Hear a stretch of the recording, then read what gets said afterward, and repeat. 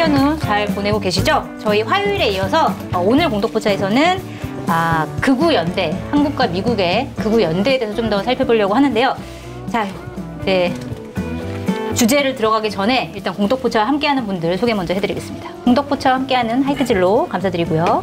마켓하니를 소개하도록 하겠습니다. 검증된 상품을 인터넷 최저가보다 저렴하게 판매하고 있는 쇼핑몰로 마켓하니에서 알뜰 쇼핑을 하시면 수익금 일부가 한겨레TV 제작에 사용이 됩니다. 마른 오징어는 육상 건조 오징어냐, 선상 건조 오징어냐, 그거에 따라서 품질과 맛이 확 차이가 나는데요. 배에서 바로 말린 오징어는 잡은 직후 강한 햇빛과 거친 바닷바람으로 단시간에 건조하기 때문에 비린내가 적고 감칠맛이 진합니다. 건조 시간이 짧다는 건 오징어가 그만큼 풍부한 육즙을 갖고 있어서 식감이 훨씬 부드럽다는 의미이기도 합니다. 선상 건조 오징어에는 작업이 까다롭고 물량이 적어서 육상 건조 오징어보다 훨씬 비싼데요. 지금 마켓하니에서는 배에서 바로 말린 오징어 한 묶음 10마리가 71,000원, 시세보다 훨씬 저렴하게 판매하고 있습니다. 지금 바로 마켓하니에서 배에서 바로 말린 오징어도 맛보시고 공독포차도 후원해 주시기 바랍니다. 자, 이제 과일 뭐 고를까 고민하실 필요 없습니다. 제철 과일 중 최상품만을 선별해 저렴한 가격으로 다양하게 구성해서 보내드립니다. 마트에서 과일 구매하실 때 다양하게 사자니 너무 비싸고 저렴하게 사자니 양이 너무 많아서 고민이었던 분들께 강력 추천합니다. 지금 앞에 세팅된 이 정도가 2인용 구성이고요. 배송 메시지란에 공독포차라고 적어주시면 한 품목을 서비스로 더 보내드린다고 합니다. 지금 주문하시면 유기농 사과주스 2팩을 서비스로 추가로 보내드립니다. 마켓하니에서 라온 우리마을 혹은 과일 랜덤박스로 검색하시면 찾을 수 있습니다. 주문 방법은 유튜브 화면 좌측 하단을 클릭해서 바로 주문 가능하고요. 주소창에 마켓하니 입력 후에 검색하셔서 주문하셔도 됩니다. 010-2885-3244 전화 주문도 가능합니다. 자, 공독포차의 다양한 안주거리와 딱 어울리는 상품인 파주소주는 국내 최고의 권위의 우리술 품평의 증류주 부문에 선정된 검증된 상품입니다. 넷플릭스에 방영 중인 소주 랩소디에서도 소개된 명품 소주인데요. 공독포차 통해 구매하신 분들의 리얼 후기 몇 개 소개하도록 하겠습니다. 너무너무 좋네요. 저는 또 주문하고 주변에도 알려야 되겠어요. 왜 이제야 알게 됐는지 아쉽네요. 맛있다는 소문에 구매했어요. 맛이 깔끔하고 숙취가 없어요. 확실히 희석식 소주와는 비교 불가입니다. 이번 추석은 파주소주와 함께. 마트에서 판매되는 희석식 소주는 알코올 주정에 물과 감미료를 섞어 만드는 공장식 소주입니다. 하지만 파주소주는 파주시에서 재배한 쌀을 발효, 증류, 숙성시킨 증류식 소주로 25도인 높은 도수에도 맛은 훨씬 부드럽고 달콤한 과일향이 끝내줍니다. 감미료나 인공 첨가물이 없기 때문에 다음날 숙취도 덜하다고 합니다. 프리미엄 파주소주는 특가 이벤트로 파주25 3병 선물 세트를 33,000원 무료 배송으로 드립니다. 검색창에 파주소주를 검색하시거나 전화 문의는 031-8071-3118로 문의하시면 됩니다.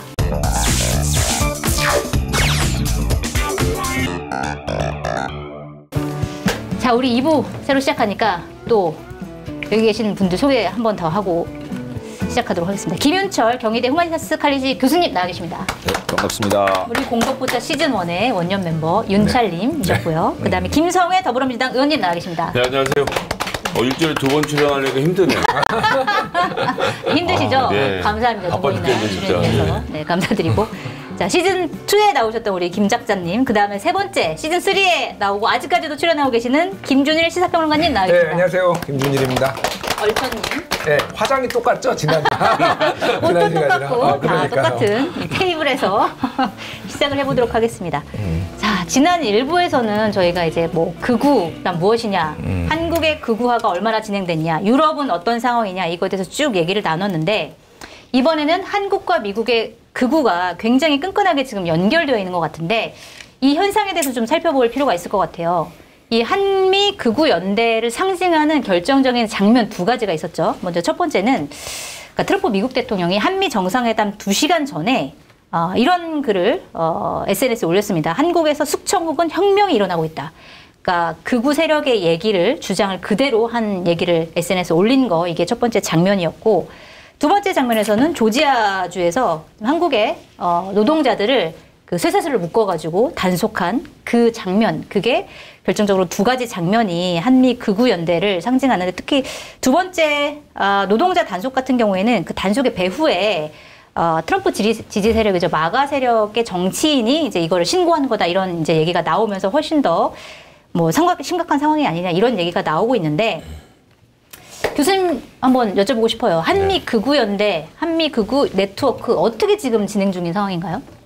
뭐 어떻게 진행되는지는 공개적으로 이렇게 안 드러나는 것도 있으니까 뭐 네. 이렇게 굉장히 세부적으로는 모르겠지만 사실 좀 그렇게 크게 심각하게 생각을 안 했는데 요번에 이제 그 트럼프 이재명 대통령이 만나러 갔는데 네. 이제 그런 이야기를 하는 걸 보고 좀 깜짝 놀랐어요. 그러게 다들 깜짝 놀랐죠. 네, 새벽에. 그러니까 이게 단순하게 종교계나 그냥 뭐 비즈니스 영역에 그러니까 그냥 사회 세력 정도가 시도하는 거구나라고 생각했는데 이게 저 통상 문제를 논하고 하는 정상회담 자리에서 거론되다니 이제 굉장히 놀랬고 그래서 네. 이제 그 심각성을 우리한테 알려주는구나. 그리고 이제 바로 이어서 이제 그 조지아에서 이제 그런 사건이 터졌단 말이에요. 네. 그러니까 이 부분 그것도 이제 정치인이 해가지고 반이민 정서를 기대가지고 이거는 외교 통상 문제 이런 문제를 두고서는 벌어지는 일이구나. 그러니까 네. 이게 단순하게 반이민 정서를 목표로 뭐 그다음에 이제 타국을 배척하기 위해서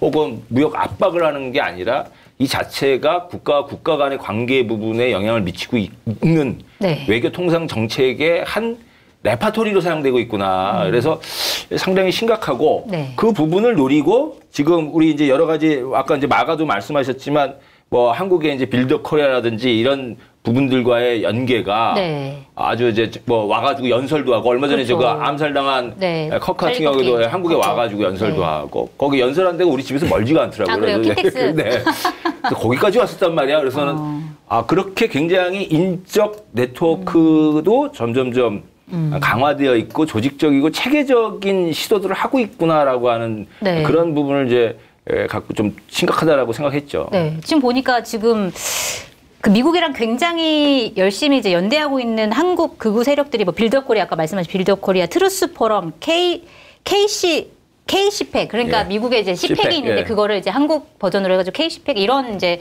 단체들이 있더라고요. 얼천님께서는 이거 어느 정도로 보세요? 그러니까 이게 좀 히스토리를 좀 우리가 이해할 필요가 있는데 네. 트럼프가 1기 때 이제 집권을 했죠. 2016년부터 2020년까지. 그때 이제 많은 일들을 했는데 그때 마가 세력들이 한 게 뭐냐면은 유럽에 있는 극우 정당을 지원해 가지고 이들이 좀 더 잘 클 수 있게 하겠다라는 거예요. 물론 그 이후에 유럽의 극우 정당들이 계속 약진을 했지만 이 움직임 때문에 됐다라고 반드시 보기는 어려워요. 그냥 그들의 나름대로의 그 국내 정세 상황. 근데 예를 들면 스티브 배넌이라는 1기 트럼프 때의 이제 수석 전략가.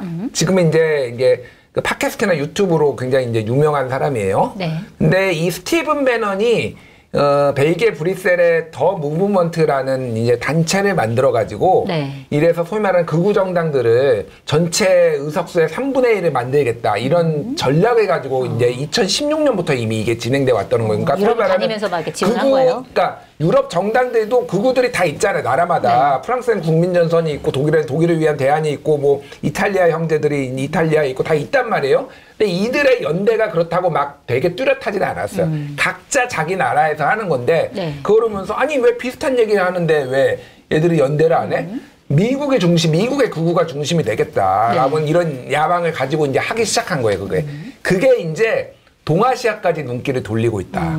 이렇게 한국까지 이제 눈길을 돌리고 있다. 이렇게 보시면 될 것 같아요. 네. 그래서 특히 이제 그 마가 세력들이 2기 집권한 다음에 네. 그 여러 이제 보도가 나왔는데 벤스 부통령 이런 사람들이 독일을 위한 대한 정당이 독일 총선 앞두고 독일을 위한 대안 여기가 선전하면 좋겠다. 네. 이런 식으로 아예 공개적으로 얘기를 해버려요. 네.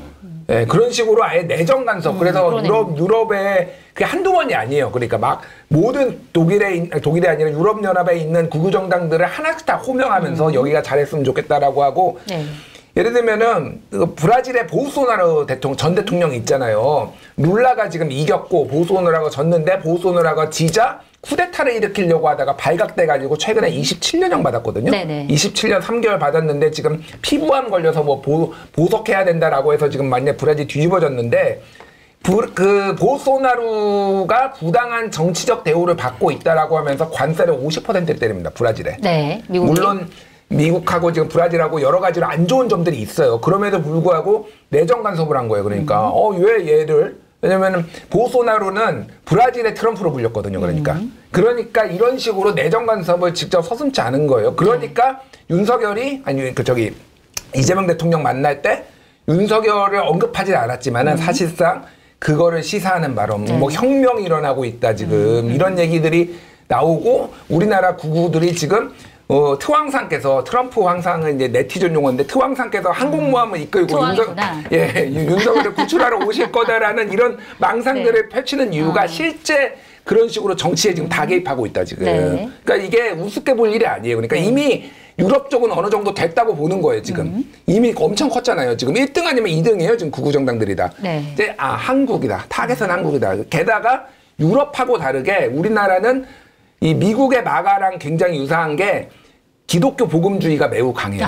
지금 한국의 구구가 미국의 구구하고 기독교 복음주의가 매우 유사성이 있다 보니까 지금 이 네트워크가 굉장히 탄탄하다 지금. 이렇게 보시면 될 것 같아요. 알겠습니다. 이게 사실은 어떻게 보면 내정 간섭까지 벌어지고 있다. 그리고 사실은 한미 외교하면서도 트럼프 대통령이 그 정도까지 언급할 정도면 외국에서도 굉장히 이제 문제가 되고 있는 상황. 이거 좀 어떻게 진단하고 계세요?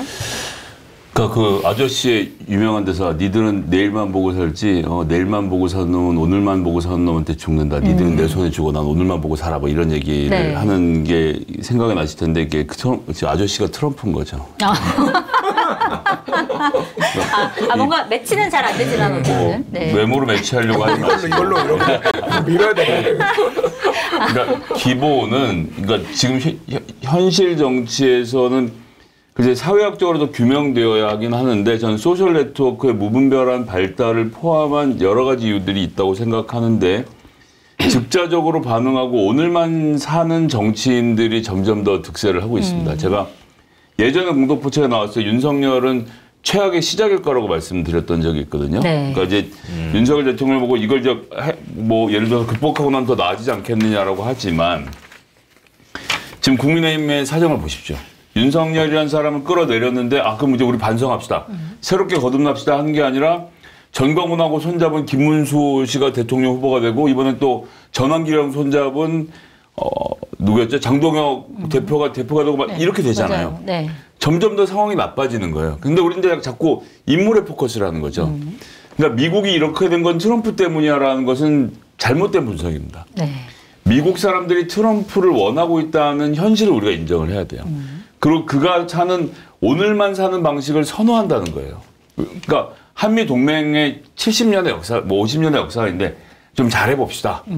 라고 하면서 서로 양보할 것도 양보하고 뭐 이렇게 해서 어울렁도울렁 명분도 잡고 이렇게 하는 것이 지금까지의 정치였고 우린 지금도 그렇게 하려는 측면이 있는 건데 미국은 그럴 생각이 없어요. 근데 이건 트럼프 대통령이 생각이 없는 게 아니라 미국이 생각이 없는 거라고 봐야 됩니다.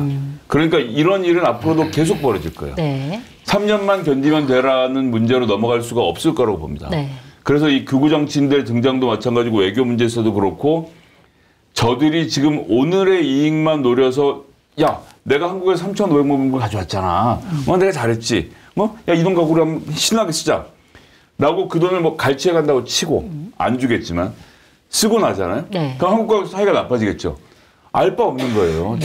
그럼 또 다른 나라를 찾아가거나 뭐 다른 방식을 찾거나 아니면 거기에 대해서 적절한 변명을 대고 갑자기 내일 모레부터 또 김정은이랑 어울렁도울렁 껴안는 장면을 연출하겠죠. 그러니까 도저히 아무것도 예측할 수 없는 이런 상태에서 우리가 고전적 형태의 명분과 동맹이라는 것을 가지고 미국과 거래할 수 있는 시기는 아니다. 이건 좀 철저하게 비즈니스로 놓고 봐야 될 거라고 생각하고 제가 뭐 외교 문제 전문가는 아니기 때문에 뭐라고 말씀 못 드리겠지만 제가 아는 건 정치니까요. 지금의 트럼프 현상은 트럼프가 문제가 아니라 미국이 그런 사람 원한다라는 것을 현실로 받아들이고 거기서 출발해서 이 극우 세력과의 대응도 마찬가지로 좀 봐야 되지 않을까.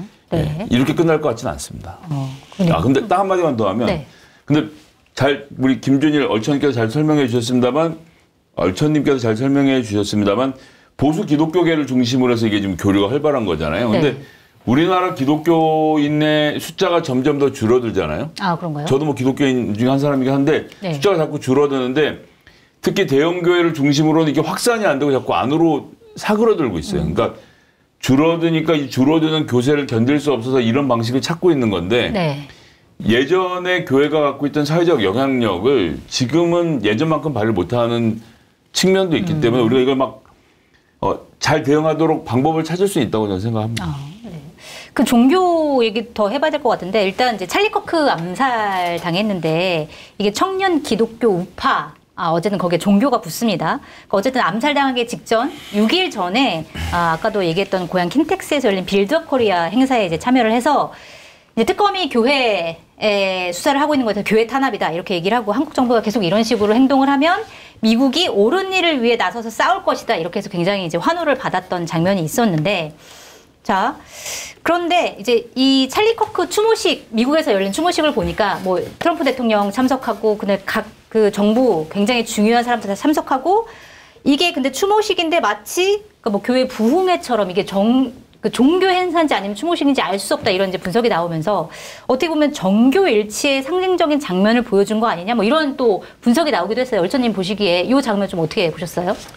그 찰리 커크가 이제 죽기 전에 마지막에 온 나라가 한국이라서 네. 더 이제 좀 한국이 부각되는 것 같고 심지어 트럼프가 최근에 이제 찰리 커크 추모 분위기를 얘기를 하면서 한국에서는 찰리 커크를 추모하며 성조기도 흔들고 있다. 이제 국민의힘 그 지지 세력 뭐 이런 거를 얘기를 한 거예요. 네.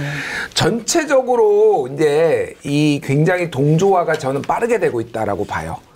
그리고 아까 전에 얘기했던 스티븐 배넌도 그 행사 비디오 코리아에서 영상 편지 보냈어요. 그때 뭐라고 했냐면은 중국 공산당의 협력 아래 선거를 훔친 정당 더불어민주당을 얘기하는 거죠. 네. 대한민국 한국 국민을 억압하려 될 거 똑같은 메시지예요. 그러니까 사실은.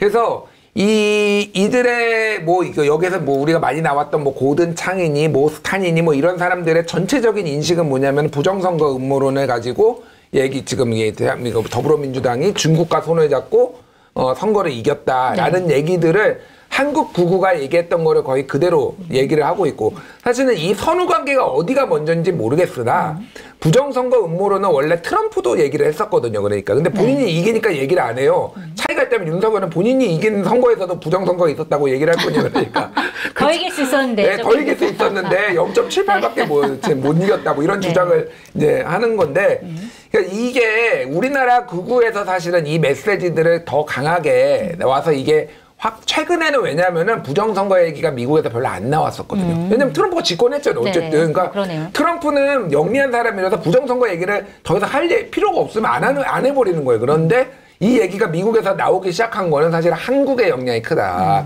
그러니까 이 네트워크가 만만치 않다라는 거예요. 그러니까 한국에 있는 구구 개신교 세력들이 부정선거 얘기를 하고 미국에 전파를 하고 미국에 있는 사람들이 얘기를 하면은 봐봐라 미국에서도 지금 한국이 이 선거가 부정선거라고 얘기한다라고 하고 그거를 받아가지고 자기들끼리 또 이 피드백 현상이 자기 이제 에코챔버 내에서의 피드백 현상이 지금 계속 벌어지고 있다. 이렇게 봐서 이 기독교 복음주의 특히 이제 종교랑 연관된 거 이거는 쉽게 무너지지 않겠다 제가 보니까 네. 이들의 그 유대 관계는 네. 게다가 여기에 꼭 기독교만 있는 게 아니라 통일교도 사실은 있어요. 그러니까 네. 통일교 같은 경우에는 예전에 트럼프가 이게 이제 첫 번째하고 떨어졌잖아요. 낙선하고 그 통일교 행사에 영상 편지를 3번을 보냈어요. 그래서 50만 달러, 100만 달러, 100만 달러 3번을 33억 원 정도 받았습니다. 그거 해주고 3번 영상 편지 나오고. 네. 그래서 이쪽에 네트워크도 만만치 않아요. 그러니까 지금. 그래서 이런 식으로 지금 이 극우와 종교가 지금 다 얽혀 있어가지고 한일 간에, 아니 한미 간에 네. 이게 앞으로 굉장히 큰 고치거리가 될 것 같아요. 제가 보면. 교수님 왜 이렇게 이 극우랑 그 종교랑 얽혀 있게 되는 거죠? 이 현상이 왜 그렇게 되는 거예요? 그러니까 이게 이제 유럽은 종교 이 부분과의 결합 부분은 별로 이렇게 낮아요. 그러니까 네. 예전에 이제 그래요? 원래 극우의 뿌리를 저기 유럽 같은 경우에는 저 왕당파들에서 이제 찾기도 하는데 카톨릭 기반해가지고 이제 그 구질서로 돌아가고 그래서 민주주의 파괴하고 이제 이런 부분이었는데 그 후에 지나면서 이제 종교적 기반은 별로 없어진 건데. 네.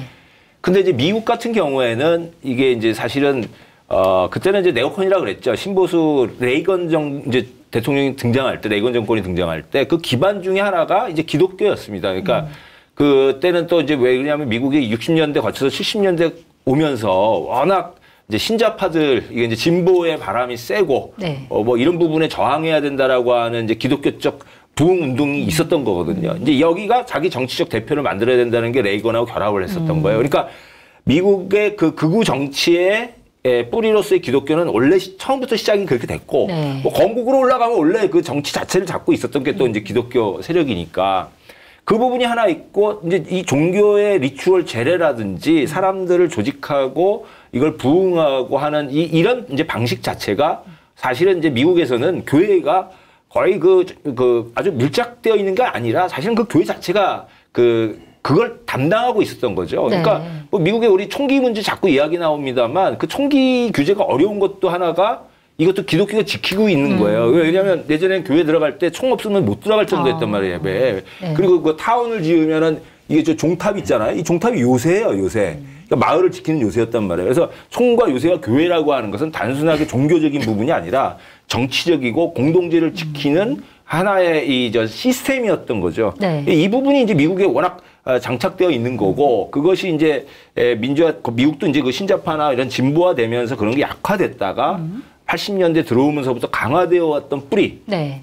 그 선상에서 있는 거다. 그러니까 우리가 이제 기독교를 너무 이제 정교가 분리됐다 그래서 기독교가 정말 이제 정말 어디 자꾸 우리 제가 요새 산을 많이 가는데 우리 종교를 자꾸 산 속에 있는 절에 스님 이렇게 이제 혼자 수행하시는 분으로 생각하세요. 근데 그렇지 그런 게 않습니다. 아니다. 예, 그러니까 떨어져 있는 게 아니다. 그럼요. 종교는. 유럽에서도 사실은 정치가 제일 발달된 게 교황청이죠. 근데 여하간에 근데 한국의 기독교는 아까 김진수 님 말씀 드린 것처럼 사실 거기에서 기원을 두고 있는 거거든요. 미국에. 네. 반공주의와 그다음에 묵시론적이고 이제 복음주의와 이 부분을 그대로 갖고 온 거고 네. 거기가 지은 뭐 그 교회의 세계관. 그러니까 저는 사실 극우 집회에 미국기가 나오고 또 여기는 또 그다음에 이제 친유대적이에요. 친이스라엘. 네. 그러니까 이스라엘기가 나오고 하는 거는 이해 못할 바가 아니에요. 그러니까 역사적으로 이제 그런 부분이고 거기다 지금 얼마나 열심히 합니까? 그러니까 조직을 다 만들어 가지고 실제로는 그 뭐 소위 담론도 만들어내고 정책도 만들어내고 그러니까 워낙 소스를 제공을 해주고 거기에 이제 이런 부분들이 그 뿌리가 돼가지고 지금 기독교와 이제 이 극우가 밀착되어 있는 거다. 네. 아까 이제 의원님께서는 한국의 기독교가 점점 줄어들고 있는 상황에서 이게 하나의 이제 돌파구처럼 극우 세력화가 되는 거다 말씀하셨는데 그게 실제로는 진행되고 있다고 보시는 거예요? 그러니까 뭐 극우 세력화를 돌파구 삼아서 모든 대형 교회들이 극우로 가자라고 주장하는 건 아니라고 생각하는데 미국에서의 기독교와 우익의 만남은 다른 것보다도 그러니까 이제 패밀리 밸류라는 것이 미국에서는 소위 말하는 이 진보 진영과 보수 진영을 나누는 중요한 가치 중에 하나거든요.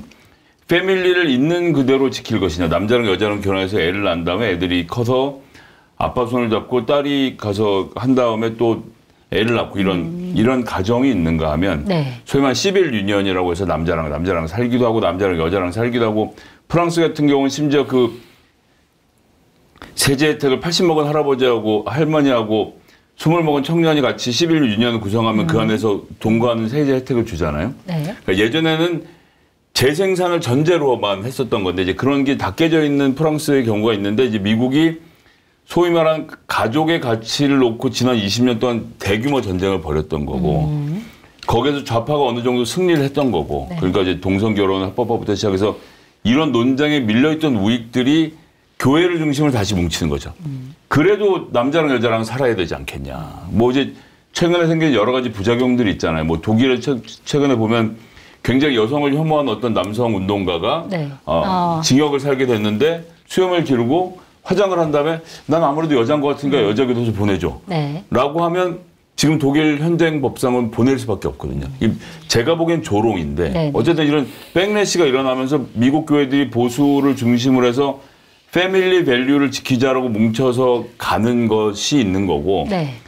우리나라는 사실 차별금지법을 만들지도 않았는데 그런 움직임이 있다는 이유로 그것을 공포의 재료로 삼아서 기독교가 다 모여서 민주당이 우리 교회를 깨려고 하고 있으니까 뭐 교회를 깨는 게 이제 동성애자 민주당 그다음에 공산주의자 뭐 이렇다라고 하는 일군의 보수 기독교 세력들이 모여서 이걸 자꾸 키워가는 과정으로 보기 때문에 대부분의 또 그냥 평범한 교회들은 네.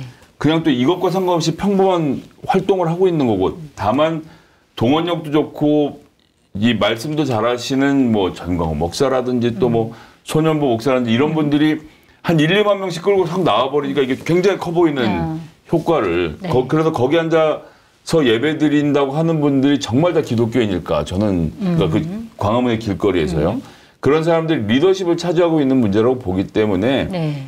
한국 교회 전반적으로 만연했다라고 아직 보기엔 좀 이른 상태라고 봅니다. 네. 그 국민일보에서 최근에 여론조사를 했는데 이제 뭐 극우화 정도 뭐 이런 거를 이제 조사를 했는데 개신교의 한 22%가 극우적인 그래요. 성향을 가지고 있다 이런 조사를 했어요. 네. 그러니까 개신교 내에서도 주류는 아닌 거죠. 근데 그 22%가 우리가 아는 대형 교회들 중심으로 이게 있다 보니까 그리고 맨날 집회 나오고 근데 이러다 보니까 이제 이게 굉장히 과잉 대표돼 있는 거는 맞는데 네. 그렇다고 그러면 책임이 없느냐 개신교가 전체적으로 뭐 그렇게 저는 생각하지는 않습니다. 어쨌든 오랫동안 사실은 이 현재의 이걸 아니더라도 이제 오랫동안 독재 정권하고 어떻게 보면은 반공주의하고 같이 기독교가 결탁을 해가지고 그때는 그런 식으로 이제 권력을 향유하다가 이제는 또 새로운 방식으로 지금 뭔가를 극우화가 극우 세력하고 연대하고 이런 거 있거든요. 이거는 성찰을 해야 되는 부분이다 개신교가 그 생각해요. 네. 알겠습니다. 자, 이번에는 그럼 대안이 과연 무엇이냐? 이 극우화, 전 세계적인 극우화가 만약에 되면 어떤 세상이 펼쳐질 것이며 이 세상을 그럼 막아야 되냐 아니면 우리는 같이 공존해야 되느냐 이런 얘기를 좀 해봐야 될 것 같은데 일단은 그냥 뭐 극우가 세력화된다는 것 자체가 그냥 하나의 이제 정치 스펙트럼에서 극우 이만큼 뭐 그다음에 중도 이만큼 뭐 이렇게 되는 게 아니라 그래서 극우가 주장하는 것들을 보면 민주주의를 파괴한다든지 아니면 공동체 파괴 아니 국제적인 협력까지 어떻게 우려스럽게 만드는 약간 그런 행동들을 하기 때문에 문제가 된다 이렇게 얘기가 되고 있는데 특히 그래서 아까도 우리가 좀 얘기가 나왔지만 극우들이 지금 하고 있는 게 포퓰리즘이잖아요. 그러니까 예를 들어서 그동안 좌파 엘리트들이 잘 못했잖아. 걔네들 뭐 이익 다 대변해줬어. 아니지. 우리가 다 해결해줄 수 있어. 근데 굉장히 다양한 이제 사회적인 복잡한 문제들이 있는데 그런 것들을 다 싹 복잡한 문제는 그냥 없애버리고 단순하게 이렇게 하면 다 해결돼라고 하는 그런 포퓰리즘적인 모습들 그런 것들이 만약에 세계 정치의 주류화가 된다고 했을 때 그러면은 어떻게 될 것이냐 전 세계적인 모습이 이거는 좀 어떻게 보고 계세요? 그러니까 이제 당분간은 오늘만 사는 세상이 오는 거죠. 뭐 안타까운 일인데 네. 역사의 흐름은 한 번에 바꿀 수는 없다고 생각합니다. 전 그래도 아까 전부터 이제 스마트폰을 포함한 소셜 네트워크의 발달이 실제로 이 사회에 미치고 있는 영향에 대해서 좀 더 정치한 분석이 필요하다고 생각해요. 뭐 좀 아주 거친 예를 들면 우리가 10살 먹은 사람도 막걸리를 먹을 수 있거든요, 사실은. 예. 근데 그러구나. 우리가 다만 왜 옛날에 저 아버지 주전자 막걸리 주전자 배달을 길에 먹고 썰었다는 그 에피소드가 항상 있잖아요. 먹어도 되나요? 네. 뭐 집에서 보고만다고 한 잔씩 하기도 하고 근데 우리가 안 먹는 이유는 뇌 발달을 망치기 때문이라고 전제를 달고 19세 이하는 못 마시게 하잖아요. 네. 어느 날은 21세가 하고. 근데 같은 방식으로 훨씬 더 뇌에 큰 영향을 주고 있다고 저는 보고 있는 스마트폰, 쇼츠, 뭐 틱톡 이런 것들은 규제가 없이 다 쓰고 있단 말이에요. 아직 네. 그 위험성이 입증되지 않았기 때문이라고 생각하는데 약간 얘기가 좀 어긋나가 있는 것 같지만 이런 식으로 현재 이렇게 막 바뀌고 있는 여러 사회 흐름 속에서 극우도 지금 바로 하고 있는 상태라서 파퓰리즘을 포함해서 이런 것들이 하루아침에 가라앉기는 어려울 거라고 봅니다. 이것에 대해서 저는 대응할 준비를 철저히 해야 되는데 여기서 핵심은 뭐라고 보냐면 그러니까 그런 거죠. 피부가 안 좋아서 병원에 가면 제일 하수를 치료하는 게 피부를 치료하는 거거든요. 네. 근데 왜 그 뾰루지가 났는지를 따져보면 주로는 피 속에서 독소가 돌기 때문인지 피 속에서 왜 독소가 도냐 그 스트레스 때문인지 신장이 나쁘기 때문인지 아니면 과로 때문인지라는 이유를 찾아서 그 근원을 치료하면 피부를 고치지 않고 피부병이 낫는 건데 그렇죠. 극우 세력의 바로라고 하는 것은 지금의 20대를 생각해보면 그런 거죠. 저는 잘할 때 우리 아버지를 보면서 열심히 일하면 한 15년 일하면 어떻게든 전셋집을 구하고 또 한 10년 또 일하면 작은 아파트라도 구하고 거기서 조금씩 넓혀간다. 이런 공식이 있었잖아요. 네, 그렇죠. 근데 이 공식이 좀 완전히 무너진 상태 아닙니까? 그래서 청년들에겐 꿈이 없는데 그 사람들이 꿈이 없는 이유를 그냥 놔둔 채 쟤네들 보수화됐어라고 공격할 거냐. 아닌 거죠. 그러면 네.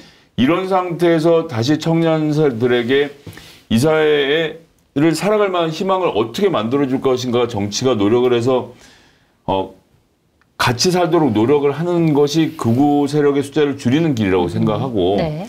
극우든 극자든 현실에 불만이 많기 때문에 이거를 극복해야 된다라는 강한 행동주의를 보여주는 것이라고 봐서 네. 이걸 뭐 척결해야 될 대상으로 볼 문제가 아니라 어떻게 하면 이 김을 뺄 것인가 이 화를 가라앉힐 것인가 고민한다고 생각합니다. 알겠습니다. 대안까지 지금 마련해 주셨어요. 구조적으로 어쨌든 그런 마련이 된 것 같지는 않고요. 박탈감을 없애는 방식의 사회 구조적인 변화가 필요하다는 말씀하셨는데 저는 우려하는 네. 게 그런 거예요. 그러니까는 이게 지금 뭐 이스라엘, 팔레스타인 여전히 그렇지, 러시아, 우크라이나도 그렇지. 그리고 이제 이런 상황에서 지금 한국을 포함해가지고 군수산업 비중들이 전 세계 자본주의 부분 내에서의 군수산업 비중이 굉장히 커졌어요. 네. 그러니까 저 8월 30일자 이코노미스트 기사입니다만 세계 지금 무기 시장에서 하디스 딜러로 뛴 게 한국이에요. 미국에서 2위. 네. 그러니까 우리 한국마저도 이제 그 군수산업으로 가니 이제 전 세계적으로 지금 프랑스도 난리죠. 뭐 근데 이 프랑스도 이제 제일 산업이 군수산업입니다만 그리고 최근에 이제 한미 극우 연대 부분 내에 미국 측의 애니청이야 이런 네, 사람들이 다 이제 군수산업과 연결이 되어 네, 있죠. 그렇더라고요. 그러니까 저는 무슨 얘기냐면 이런 이제 극우가 궁극적으로 이제 이 국제 정치가 굉장히 군사화되어 있고 있는 상황에서 네.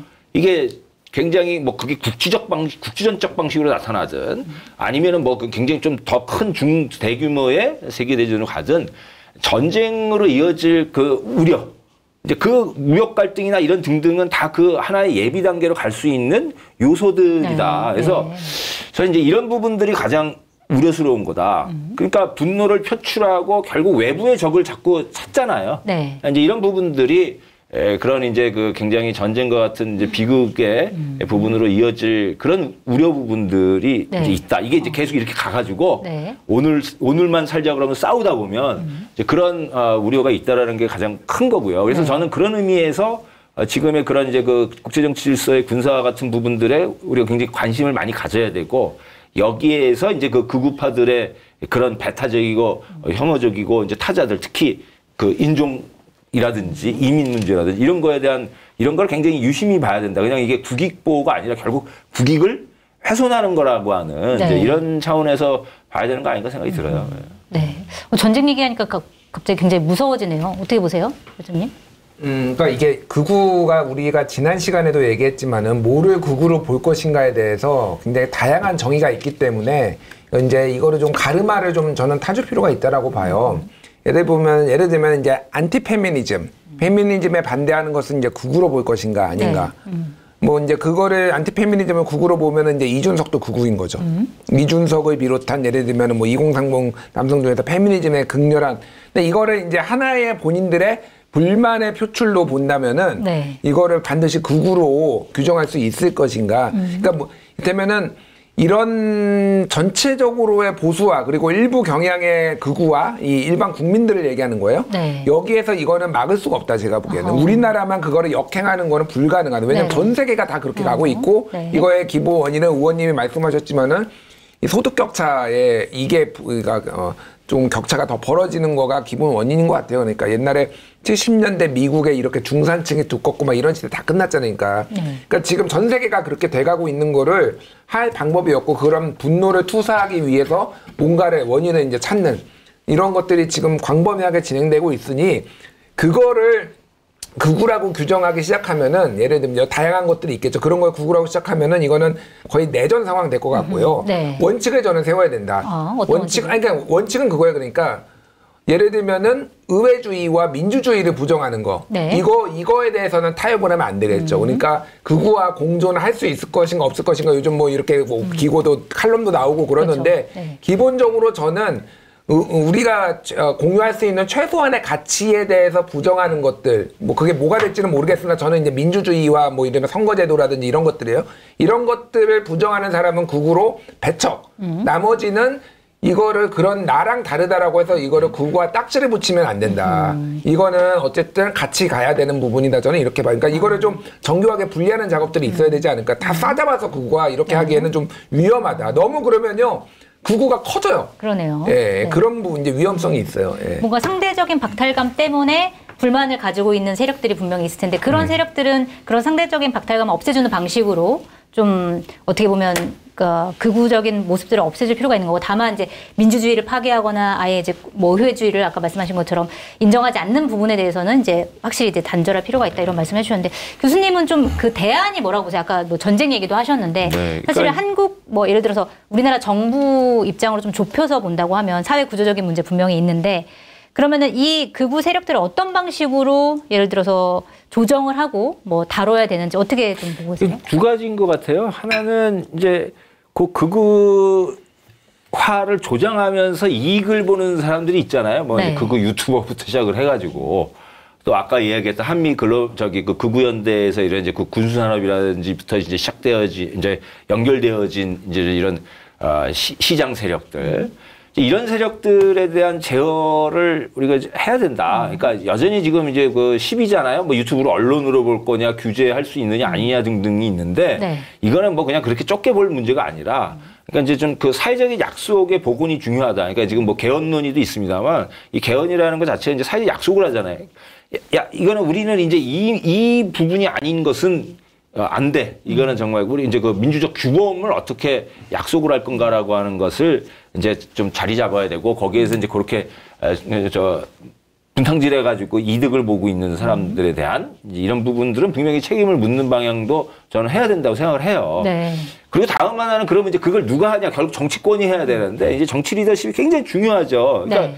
제가 굉장히 인상적이었던 게 우리 이제 미국의 사례를 들자면 존 맥케인 같은 정치인이에요. 이제 공화당 후보였지만 그때 이제 오바마한테 지지 않습니까? 존 맥케인. 네. 쫀득쫀득합니다. 꺼징어 선상 바람으로. 근데 그게 되게 인상적인 장면이 있는데, 저 맥케인 지지자가 오바마가 아랍인인 게 맞냐고 이제 이렇게 물어요. 그랬더니 네네. 맥케인이 그런 소리 하지 말라고, 그렇지 않다고. 그리고 오바마는 훌륭한 정치인이라고, 나와 경쟁하고 있지만. 그러니까 결국 리더십이 이런 방향으로 작동을 해야 돼요. 네네. 근데 뭐 어느 날 갑자기 뭐 국힘에 뭐 지금 뭐 장 대표든 아니면 뭐 이런 되게 아니면 적대적 정치를 통해 가지고 득을 보는 정치인들이 갑자기 변할 일은 없고, 결국 이 부분은 이제 시민 통제가 있어야 되는 거거든요. 네. 그럼 이제 시민 통제 부분을 어떻게 이제 할 거냐라고 하는 이제 이 부분에 이제 큰 과제가 있는데, 네. 하여간 뭐 크게 두 가지예요. 그러니까 이득 보는 사람들 제어해 주는 거, 네. 그다음에 정치 리더십이 이제 좀 올바르게 작동하는 거, 이거를 이제 어떻게 그러면 좀 세부적인 전략들 어떻게 구현할 수 있을까? 이제 이 부분에 대한 논의에 우리가 좀 집중해 가야 되는 거 아닌가 이런 생각이 들죠. 정치 리더십이 필요하다고 합니다, 의원님. 그러니까 제가 어떻게 생각했을 때, 하시겠습니까? 민주당 제가 뭐래요? 민주당 차세대 그러니까 지금 전 집권 차세대가 아니라 여당의 차기. 야, 이미, 집권 이미, 여당에서 이미, 가장 훌륭한 의원님이라고 아까 얼천님께서 평가해 주셨어요. 그러니까 제가 그냥- 들어오실 때 딱 네. 진짜 가장 훌륭한 의원님이 오셨다라고 얘기를 하니까 네. 그럼 나머지는 안 훌륭한 거야? 가장 훌륭한 사실관계와 전혀 상관없는 발언들이 난무하고 있기 때문에. 정치인께서 보시기에 이 어떻게 정치 리더십 어떻게 해야 됩니까? 근데 이제 모르겠어요, 사실. 예. 그러니까 뭐 처음에, 그러니까 작년, 재작년 그 전년도에 제가 방송을 할 때는 어쨌든 대화 협치를 해야 되고 타협을 해야 되고 필요할 때는 협잡이라도 해서 안에서 짬짬이를 하든 뭘 하든 남들한테 욕을 먹더라도 원래 여야가 그렇게 뒤에서 합의하고 욕 먹고 터는 게 정치다라고 제가 큰 소리 치고 떠들었는데 네. 이젠 그것도 못하게 돼버렸어요. 그러니까 뭐 잠깐 경험 말씀드리면 계엄까지는 윤만 적이었던 거잖아요. 민주주의의 적. 그리고 이 사람들과 피해자들 이럴 줄 알았는데 대부분의 사람들이 당사에서 기다리고 있는 것도 어떤 면에서는 말 그대로 그냥 지시를 기다린 거지. 민주당 다 죽어봐라, 난 밖에 있어야지. 이러진 않았을 거라고 생각했거든요. 네. 그런데 이게 수습되는 과정이랍시고 들어갔는데 회의장에 들어와서 그건 계엄도 아니었고 뭐 별 문제가 없는 것 아니냐는 식으로 말하는 정치인들을 보고 있으니까 그러니까 야, 저 사람들은 정말로 우리가 그 어디 서해 끌려가서 아니면 벙커에 끌려가서 고문받거나 죽더라도 상관이 없다고 생각한 거 아닌가라는 의심을 하고 있는 차제에 정청래 당대표가 뭐 이제 서해에 수장됐을 수도 있었을 거라고 말하니까 이재명 대통령과 본인이 거기서 송원석 원내대표가 그랬으면 좋겠나요? 뭐 이런 식으로 말했던 그랬으면 거예요. 좋았을 걸. 그랬으면 네. 좋았을 거라고 말을 하는 게 그러니까 그렇게 되면 저 같은 사람이 여태까지 말했던 건 커봐라. 네가 얼마나 무모하고 말도 안 되는 짓을 하고 있는지를 보여주는 거다. 무슨 대화를 하려고 그러냐. 너 죽이려는 사람을. 그러니까 그래도 대화하자라고 말해봐야 네. 그 주장에 공감을 할 수가 없는 겁니다. 하는 저조차도 이게 정말 될까 싶은 이런 상황에서 답답하긴 한데 또 그런 와중에도 대통령은 어쨌든 외국 갔다 오면 계속 장도영 대표도 부르고 해서 뭔가 대화의 채널을 만들잖아요. 네. 그래서 저는 어쨌든 현재로서는 정부가 좀 앞장서서 국민의힘과 대화하는 모습을 자꾸 보여주고 그 안에서 야 그래도 대화를 해야 돼라고 말하는 정상적인 그룹이 국민의힘 내에서 커지길 바라고 그런 그룹과 우리가 대화를 하길 바란다는 말을 하고 싶지만 네. 예, 하지는 못하겠습니다. 현실이 뭐 그럴 수 있는 사람이 누구냐라고 누가 날카롭게 저한테 물어보면 네. 말하기가 참 어렵네요. 하지만 그런 방향으로 가야서 이 전쟁이 나지 않도록 하는 것만큼은 정치가 꼭 해야 되는 일이 아닌가. 네. 여러 가지 의미에서 예고. 지금 그런 사람이 누구냐고 물었을 때 그런 사람이 누구다라고 얘기하면 그 사람들이 공격당하는 약간 그런 상황인 거잖아요. 네, 저도 이렇게 말하는 것도 뭐 잘 모르겠는데 하여튼 네. 그 정도는 해도 되겠죠. 뭐. 알겠습니다. 참 풀기가 쉽지 않겠다 이런 생각이 드는데 얼천님께서 마무리를 좀 해주시죠. 네? 어떻게 마무리해요? 대안을 빨리 마련하세요. 아니 내가 존경하는 교수님도 못 풀고 존경하는 의원님도 못 푸는데 이렇게 폭로가가 뭘 어떻게 풀어요 이거를. 저 그랬으면 좋겠어요. 그러니까 이게 민주당 이게 시민의 입장으로 또 학생 입장으로 이제 민주당이 어쨌든 지금 정권을 이제 국가 나라를 책임지고 있는데 또 내란 척결부터 시작해서 극우 해소까지 이제 막중한 책임을 갖고 있어요. 근데 저는 좀 소리 없이 강했으면 좋겠다는 거예요. 소리 없이. 그러니까 척결을 어떤 정부를 잘 운영하고 나라 살림을 잘 해가는 결과로서 척결하는. 그래서 국민들이 아유 그것도 빨리 척결해야지.